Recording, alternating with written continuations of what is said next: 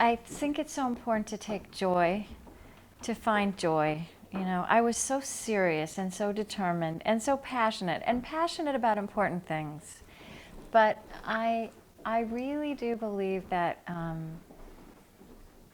you know, that joy also is a virtue, and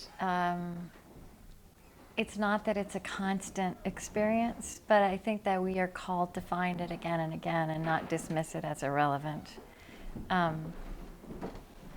You know, Desmond Tutu, you know, told me that God has a sense of humor, and when Desmond Tutu tells you something like that, you just believe him. Joy is about knowing when to take delight, and there's, you know, even in the midst of the hardest things in life, there are things you can delight in. And so it's an intentionality, and it's having your eyes open and letting that in. And again, it's not necessarily a pure experience. You know, it's often right up alongside pain and loss and grief. I believe that we are limited in our capacity to experience mystery if we're not fully in our bodies, if we don't have our feet on the ground, if we're not in touch with physical reality, and honoring that.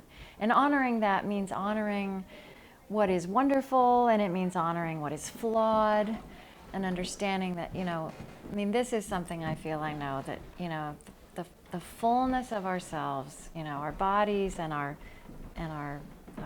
presence in all of its grace and all its flaws is our gift to the world. And, you know, that really are calling us to grow into that. But again, to grow into that with a sense of humor, seizing joy when it comes at us. I have a pretty serious yoga practice, and I find, because my head is a very noisy place, and my work involves thinking, which I know is a blessing in some ways, but I just get tired. I just get tired of the thoughts in my head. And so it's really been important for me to just get into my body. I think for the same reason I have not ever been a great meditator, although I've had wonderful experiences. I've had wonderful contemplative experiences, but I've always found it hard just to be still. But recently, this year, I decided I'm going to start a really modest practice. So I like a really strong cup of tea in the morning, and so I'm now meditating for 6 minutes while my tea steeps. And I have been amazed at how just taking that brief amount of time at the beginning of the day, it really makes a difference. Really just settles me. And friendship is a sacred thing, right? And there's a certain kind of friendship that comes in religious community that tethers you in a more intentional way.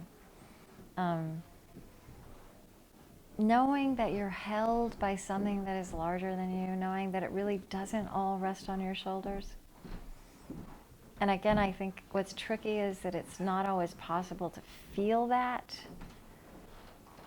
but that is the larger transcendent truth.